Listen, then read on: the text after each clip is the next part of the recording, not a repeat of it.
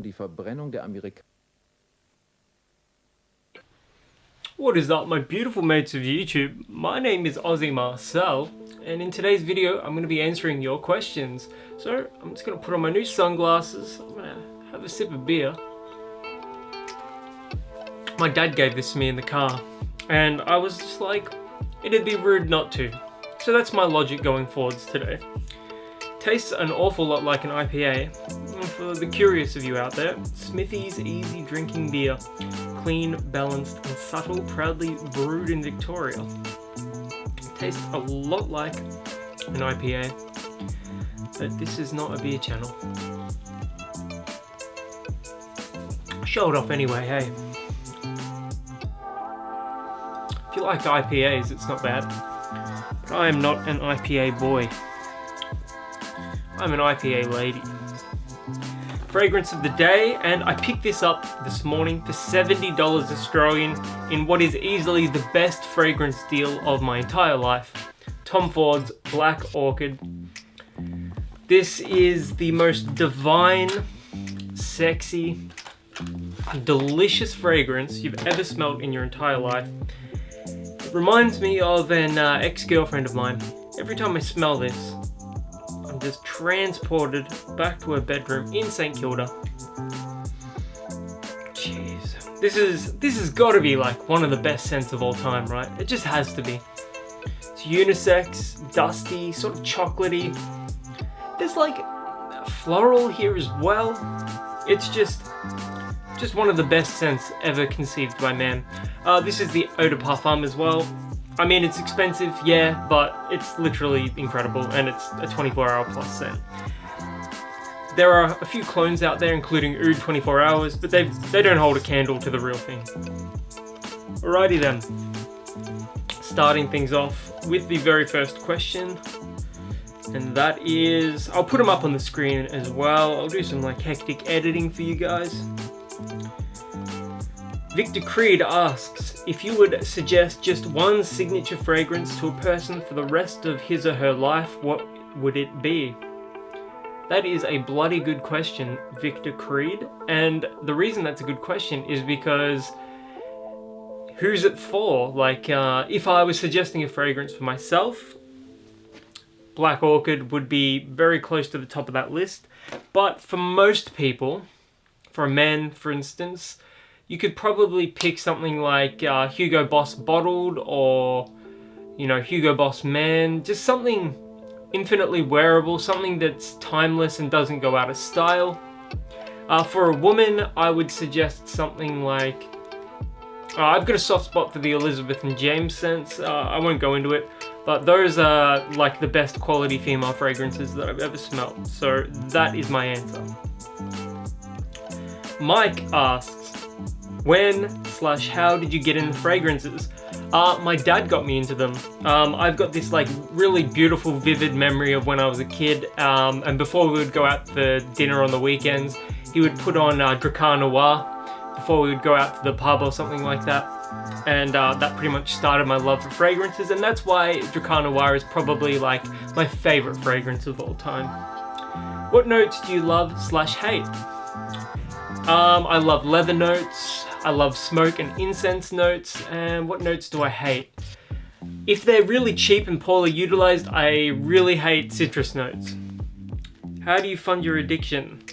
By working my bloody butt off. Jeremy fragrance, visionary or batshit? A little from column A, a little from column B. Look, if you're in the fragrance community, you know who Jeremy Fragrance is. He's a bloody legend, but he's a bit out there, he's a bit of a character. It's funny because like 2 years ago when I was watching his stuff, it was quite serious. And then he would just say some really bizarre stuff, and I would just be like, I think that's his appeal, you know, like people think he's a cokehead and all that, and look man, whether or not that's true, you know, I think the fragrance community wouldn't be the same without him. So I'm definitely more in the love than hate camp. Man, I've just got such fantastic memories of watching some of his videos with like my girlfriends, and Jeremy Fragrance is literally an icon. So He's kind of a visionary, but you know, all visionaries have a hint of madness to them, so I guess he's part of that camp as well. Who put the bump in the bump shabump? I don't know what the hell that means, but thank you for asking. Round Crouton, what are your thoughts on using up fragrances and the consumerism of reviewing fragrances? Well, I've got so many fragrances, I will never use them all. I give away quite a few of the fragrances that I have. Like I every now and then I'll send some up to my cousin Levi. He likes the what does he like? He likes the Adidas fragrances and he likes the French Connection fragrances. But I've routinely heard him say that they don't perform too well. So yeah, I'll have to send him up some better quality scents, I reckon. As far as consumerism goes when it comes to the fragrance industry, I have less of a problem with it when it's for a sustainable product, something that's better for the environment. But for the most part, as a society, I believe that we spend too much money on things that we really don't need. And yeah, that's pretty much the totality of it. We could do a lot better by spending less, saving more, donating more to, you know, important charities, things like that. Pyrus asks, what is your day job? Well, I have quite a few jobs, but one of them is that I'm a bartender slash mixologist. How did you get into fragrances? Again, my father got me into them. What do you think is the most overrated or underrated fragrance? The most overrated fragrance is Paco Rabanne's 1 Million, and it isn't even close. But it is very popular in my little corner of the world here in Australia, and that's why I really dislike it. I know, I'm such a contrarian. What is the most underrated fragrance? Probably Tom Ford's Black Orchid. Nah, I'll actually come up with something decent. I feel like a lot of the Hugo Boss scents are underrated because they don't perform incredibly. It's easy to, you know, write them off, but I think a lot of those Hugo Boss scents that I've smelled, like Hugo Boss Unlimited, Hugo Boss Bottled Tonic, all of those scents smell incredible, and nobody ever talks about them. Boss Bottled United, it's another good smelling scent. Friend of the channel Jess asks, what are some of your favorite women's fragrances? Pretty much anything in the Elizabeth and James line. I don't talk about them because, you know, they bring up memories. Some other favorite women's scents. Actually,